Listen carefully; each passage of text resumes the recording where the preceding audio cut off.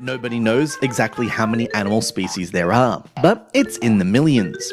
Of those, about 88% have starred in iOS games, and Chillingo's latest cutesy casual game, Little Acorns, adds the red squirrel to the pile.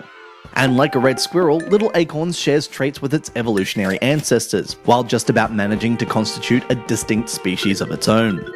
It contains crumbling platforms, star ratings, gravity, swinging, time limits, enemies, cartoony graphics, bouncing pads, power-ups, and other ingredients you've already encountered in 1,000 casual platform puzzlers on iOS. But it's worth playing all the same because it combines them in a new way, and with a great deal of polish. The aim of the game is to collect acorns in a series of stages against the clock.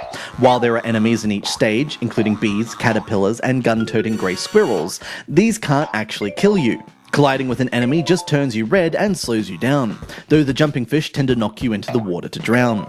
The core gameplay involves collecting acorns, avoiding enemies, and either jumping on platforms or swinging onto them from cleats. As you make your way through the game, other elements appear, such as walls that you can only break down by swinging, spring-loaded pads that propel you onto out-of-reach platforms, and power-ups that give you invincibility, extra time, extra bounciness, or extra speed. Some stages also include baby squirrels that you need to rescue as you collect acorns. Little Acorns starts off as a straight platformer, and its controls and physics are spot on, but by the time you get to the second world, or year in this case, platforming skill alone won't get you through. You'll need to plan your progress through each stage, which adds a touch of strategy.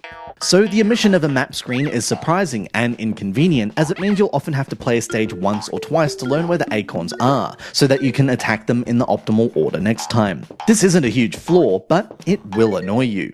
Little Acorns currently contains 60 stages spread across the 4 seasons of 3 years.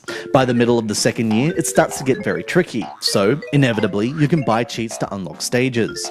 This in-app purchase, and another to unlock the costumes that you can otherwise unlock by collecting fruit at the end of each stage, is tastefully tucked away behind a discreet padlock icon, in case you're looking for it. The presence of any in-app purchases like this inevitably raises the suspicion that the developer has made his game artificially difficult, and there's probably an element of that here. But by and large, the in-app purchases are well handled. There are other flaws. While the time limit for the stages keeps things short and punchy, it can be incredibly annoying to spend a minute on a level only to fail because you can't get a baby squirrel or an acorn in time. For all that, the stages are brief. Little Acorn can feel like a game that takes a long time to lose if you make too many mistakes in the first few seconds. Getting knocked off a platform when you're already short on time is supremely frustrating. Even so, Little Acorns is a solid casual game. The graphics are crisp, the sound is chunky, and the controls are clear and responsive. A couple of niggles means it's unlikely to reach the top of the App Store's food chain, but it's an inventive and polished platform puzzler all the same.